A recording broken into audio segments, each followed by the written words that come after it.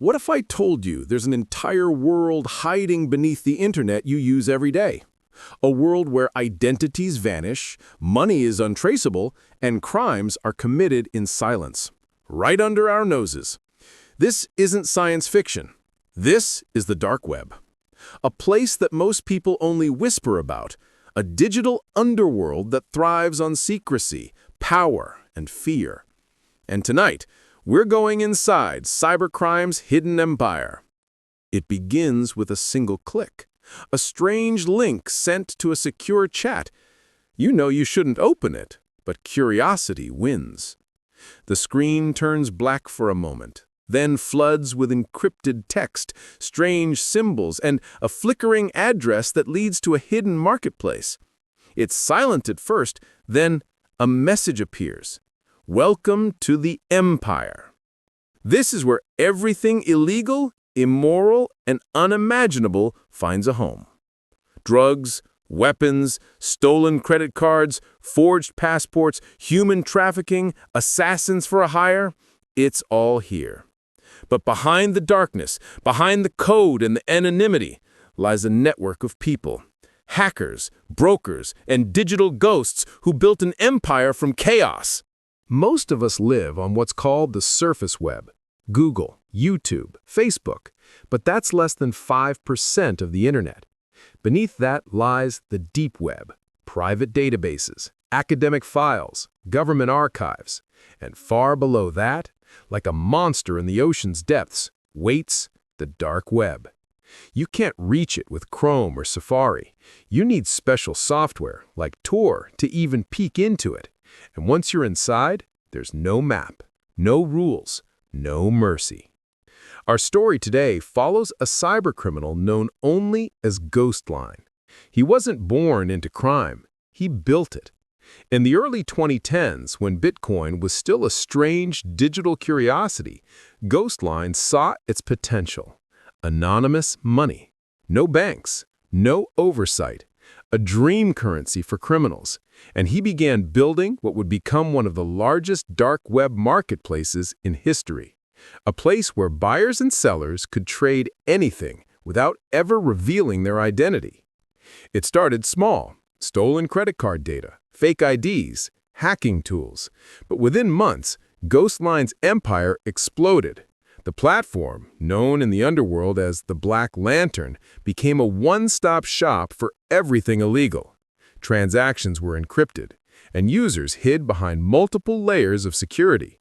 Law enforcement couldn't trace a thing, or so they thought. One night, a woman named Mia sat in her apartment staring at a message from an unknown sender. Her younger brother, a cybersecurity analyst, had disappeared after investigating a breach tied to the Black Lantern.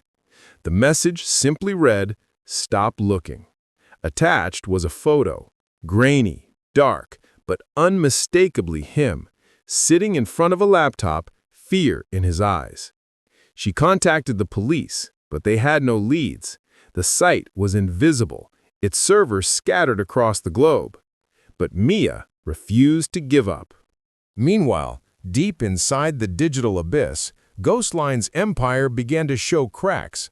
Rival hackers tried to break into his market, government cyber units were closing in, and paranoia took over. He vanished for days, leaving cryptic messages for his users, warning them to trust no one. But what he didn't know was that someone was already inside his system, someone watching, someone waiting. The FBI had created an undercover operation codenamed Silkwire. A small team of cyber agents infiltrated the Black Lantern, posing as high-profile buyers. For months, they mapped the network, traced cryptocurrency transactions, and slowly built a profile of Ghostline. But the closer they got, the more dangerous it became. Ghostline had eyes everywhere. Malware that infected even government systems, bots that scanned for law enforcement signatures, and digital traps that destroyed evidence in seconds. Then came the message that changed everything. Mia received an encrypted email from an anonymous sender. It contained one line of code and a note: "He's still alive." The code, when decrypted, revealed a Tor address connected to the Black Lantern's hidden login. Mia realized this wasn't just a crime, it was personal. Her brother had been taken because he found something he shouldn't have. Late one night, she logged in using the code.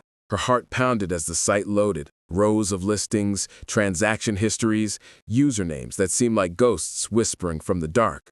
Then she found a file labeled Experiment 33.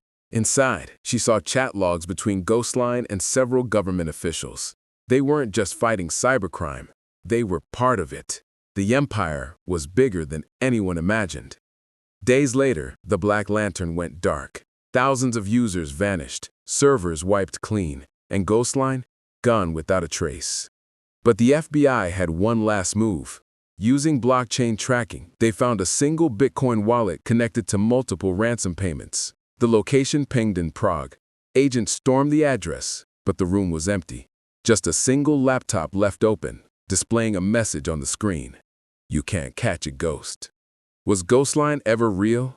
Or was he a collective, a myth created by hackers to mask something larger? Even now, the dark web continues to evolve. Every time one market shuts down, two more rise in its place. Cybercrime isn't a corner of the internet anymore. It's an empire built into its DNA. As for Mia, she never found her brother. But every night she logs into a secure terminal, tracking blockchain movements, following digital trails that lead to nowhere. Sometimes she receives messages, lines of code, numbers, fragments of text. Maybe clues, maybe traps, but she keeps searching. Because in the dark web, truth is always hidden behind another layer. And as long as there are secrets, there will be someone trying to uncover them. What do you think? Does the dark web hold more power than governments themselves? Tell me your thoughts in the comments. And if you've ever heard of someone vanishing after finding something online they shouldn't have, share your story below. Tell me where you're watching Criminal Codex from. Drop your city in the comments. If you enjoyed this story, make sure to like the video, share it with your friends, and subscribe to Criminal Codex for more true crime stories. See you in the next one, where the truth waits to be uncovered.